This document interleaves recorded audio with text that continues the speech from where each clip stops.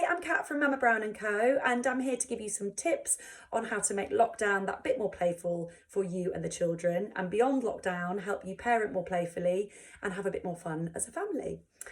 So at the end, I'm going to give you some links to some play resources that we use as a family and as a business in terms of finding play ideas and inspiration.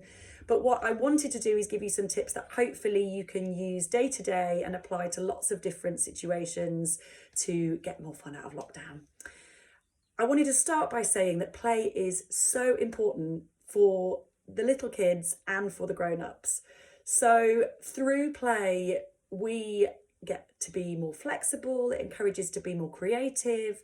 It encourages free thinking. We're more free-spirited, all qualities that we want to encourage in our children, which is why we want them to play, but also things that we can really benefit from as adults too. So don't underestimate the power of playing with your children and the benefits that you can get out of it as well. For the children, it's really how they make sense of the world around them. It's how they explore it. It's how they get over from being hurt or upset. So with everything that's going on around us at the moment, it's really how they're making sense of it all. So you might have seen them playing doctors and tending to coronavirus patients. You might have noticed that they've been homeschooling their teddies. Through play, that's their way of really understanding what's going on around them. So now more than ever, it's an incredibly valuable tool. So 5 tips to help you parent more playfully on lockdown. So the first one is go with the flow. So it does what it says on the tin. Try and let the children lead their play. It's a really tricky skill to master, but it's such an important one. It's when their imagination really kicks in when you let them lead the activity, lead the game, lead the play. As an adult, it's really easy to want to wade in and help and show them the way. If you can see a problem that they're struggling with, whether it be in play or in their learning, and you know the answer, it's so hard to stop yourself from wading in and taking over and showing them the way. And it's a really hard skill to master, but it's so important. I think sometimes when we set up a play, maybe we've seen the play on social media or somebody has told us about this fantastic activity, another parent that they've done with their children and they played for like half an hour and it was amazing and this was the end goal. Sometimes we're so preoccupied with recreating that play and getting that same end goal that it actually hinders the magic of free play, which is when the children's imagination really comes into its own. So try and let them lead, because the end result that you might get from your play might be so much better than that other activity that you saw on Pinterest or on Instagram. Try and let them lead. Second point is be silly. Let your inner child out. At least once a day, I'm asking you to be silly and be a kid. We've forgotten what it's like to have fun sometimes. I think life is so stressful at the moment that it's very easy to forget how much fun it is to be a kid and where you get fun from and where you find the fun when you're a child. Stick your hands in the paint, roll down the grassy hill, do the scavenger hunt, get involved in the obstacle course, make your own marble run. Draw a picture when they're drawing a picture. Colour a picture when they're colouring a picture. Build something from Lego. Lego is so therapeutic. Sit down and build something, colour something. You do not know the joy that you'll get from injecting a bit of silliness. And I guarantee at the end of the day, when you sit with the kids and ask them what their favourite bit about that day was, it will be when mummy or daddy was being really silly. Point 3, don't underestimate the fun that you can have without toys. So toys have changed massively over the years, from really being things that spurred free play to being, plastic, walking, talking, battery operated. We've all got them, I've got them, you've got them. But they really they can dictate the play more, and they can really hinder, again, that magic of free play.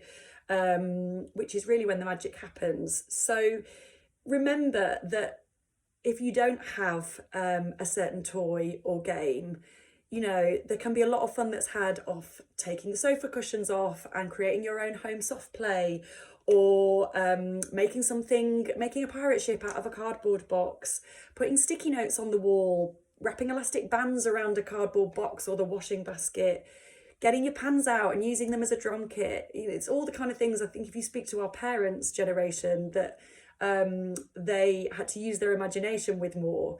So it's not all about the toys. You know, find the play and the joy in just the things that you have around the house. I've got my notes here, that's why I'm looking.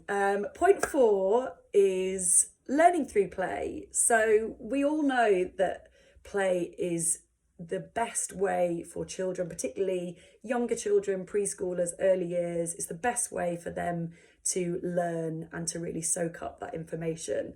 But what they're learning obviously depends on the age of the child, and that balance between play and homeschooling obviously changes the older they get. But don't forget how much learning can be done through a game or an activity. Think about the questions that you're asking them while they're playing. So I wonder what might happen if we add this. What do you think? Or if we try this? Or how are we going to build this den? What do you think we should use? Shall we write a plan first? The plan becomes a whole play in itself.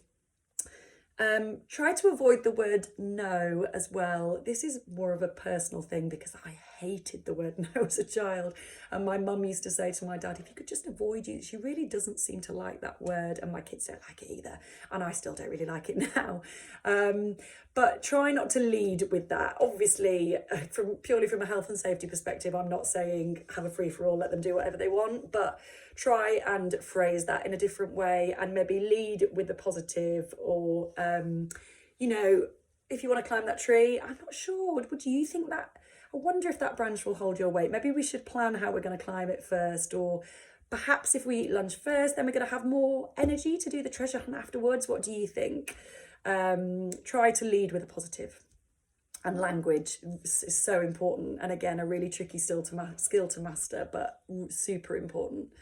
Point 5, save the screens for when you really need them. We all love a screen, whether we need them or not, I don't know, but we're all obsessed with them, from the big kids right down to the little ones. But try and save them for when you're going to really get the most out of that time. You know, try not to switch on the TV out of habit when you come down in the morning, or when you come in from your walk, or when this is all over, when you come in from school. We got into a really bad habit of the telly just going on, and then I started to find that it was so much harder to switch it off once it had gone on. Let them be for a minute. Let them settle. Let them get into their toys. See if they start creating their own game without you having to switch your screen on. And then maybe mid-afternoon, when they really need a bit of zone out, chill out time, that's the time when you need the screens, and when you and them are going to get the most out of them. So that's our 5 points. So there's a few resources that I thought might be useful. First of all, on our website, we have an online magazine, mamabrown.co.uk, where we have a whole wealth of play ideas, ways to make screen time more beneficial, ways to burn off their energy indoors for when the weather's not quite as great, how to learn when you're outdoors, when you're going on your daily walk through the woods. There's also some really good resources like Play Hooray. So Claire at Play Hooray is fantastic. I'm sure most of you know about her already. Mother Could, C-O-U-L-D, is also a great resource. The Artful Parent, if you've got particularly arty children, or you want to maybe get them more into art, she has some fantastic ideas for how to play with art and with things that you've got around the house. Teach, Investigate, Play. So if you've got younger children, babies, 1-year-olds, again, Claire from Play Hooray does some great baby plays as well, but Teach, Investigate, Play on Instagram. Sian there does some really cute plays for 1-year-olds. And there's loads more resources. So enjoy, have a playful lockdown, and share your plays with us, and keep calm and happy playing.